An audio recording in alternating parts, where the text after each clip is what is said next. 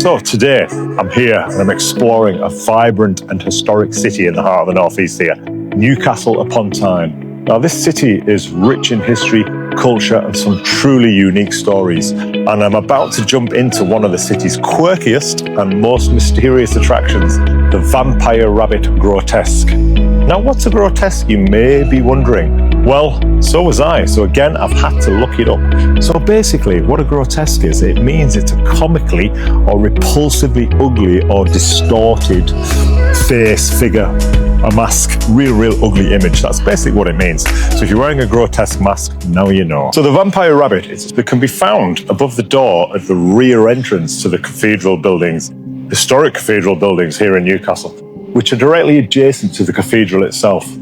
Now the Vampire Rabbit of Newcastle, it's been guarding the rear entrance to the cathedral for well over 100 years now. But no one is quite sure why this blood-sucking creature was created with the rest of the building in 1901 in the first place. I'm also going to uncover a dark chapter in the city's history involving unmarked graves of witches at St Andrew's Church. But before we get into that, let's get started. We've got a lot to unpack. Nestled above the rear entrance of the cathedral buildings, we find the Vampire Rabbit. Now, this isn't your typical gargoyle or a grotesque. It's a mysterious and somewhat eerie figure that has baffled locals and visitors alike. Now, there are a number of stories about why it was put there in the first place, ranging from being used to scare away grave robbers who were running rampant in the cathedral graveyard, to actually being a hare whose ears were put on backwards to symbolize the coming of spring, invoking the Easter Bunny. Now, what do you believe? So let's take a close look, shall we, at this story. So the Vampire Rabbit, as you can see, it's a strange and fantastical creature with large pointed ears, fangs and claws. Now the Vampire Rabbit was originally constructed and painted in the same colour stone of the building, but in recent years it's been painted black with blood dripping from its claws and fangs. Maybe this is just to scare the visitors to the local pubs and clubs and make them sober. But unlike traditional gargoyles, which are meant to ward off evil spirits, this grotesque seems to have a more sinister appearance. But why a rabbit, and why here? Well, the origins of the Vampire Rabbit are shrouded in mystery. Some believe it was designed by Robert Trollope, the architect who renovated parts of the cathedral in the 19th century. However, there's no concrete evidence to support this.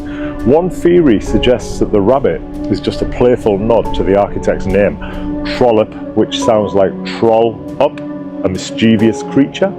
Another theory is that it represents a cautionary symbol about the dangers of greed and gluttony, depicted by the rabbit's sharp teeth and claws. So yes, another possibility is that it was simply just a whimsical addition by the stonemasons here who worked on the building.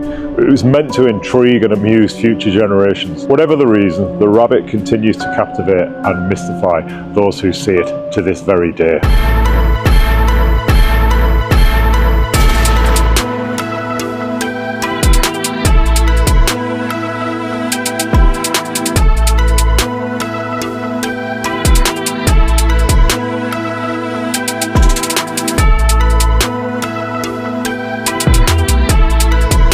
I know what you might be thinking right now. Ellis, have you really came all the way to Newcastle just to record an episode on a gargoyle above the doorway of a building? And yes, pretty much. Now that has to be the eeriest photo of Spider-Man I think I've ever seen in my life.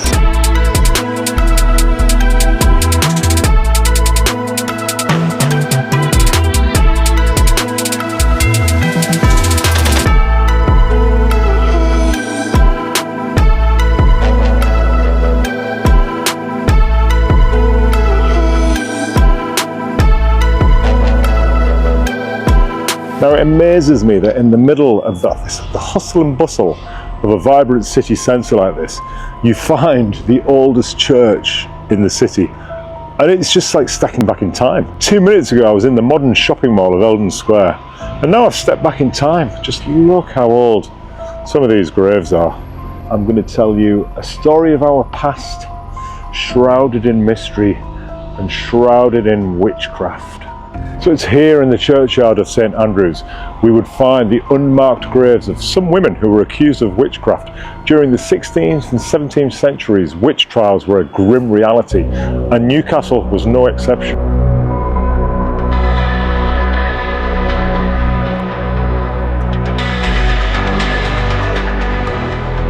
It's really calming. All around me is a modern city, yet here, stood in the middle of the graveyard, just like a peace sort of descends over you. And the road is literally there, but I feel like I'm in the middle of the countryside.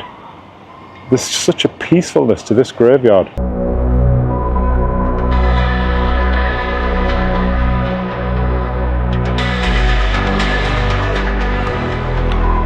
You can just see how old this church is here by me sweeping up. Always look up, guys. It's one of my life's mottos. If you look at the back of the church there on those original walls, it looks like what was an old prison cell there. You can see the gated window. Now these women, like many others across the UK, were often just the victims of fear, superstition and scapegoating. They were accused of practicing witchcraft and faced severe punishments, including execution.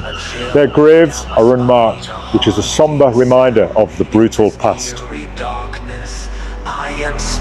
I think it's important to remember these tragic events and just reflect on how far we've come. Today, we can honour their memory by acknowledging the injustices they faced and ensuring such fear and persecution are never repeated.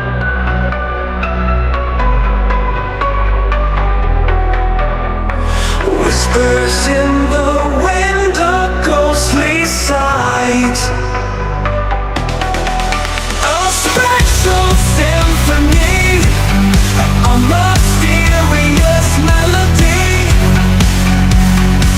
In the dead of night, the spirits roam free, lost souls. So we've wandered through this imposing Chinese arch here into Chinatown. Hence we've got these two big lion statues. Directly in front of us here is St James's Park, which is the home of Newcastle United Football Club. We currently play in the English Premier League. So Newcastle upon Tyne, it's a city with a rich and varied history, from the whimsical vampire rabbit to the dark tales of witch trials. And each of these stories adds to the tapestry of this, quite frankly, incredible city. So thank you for joining me on this journey to explore not only the vampire rabbit and the unmarked graves up at St Andrew's Church. Keep wandering and keep wondering.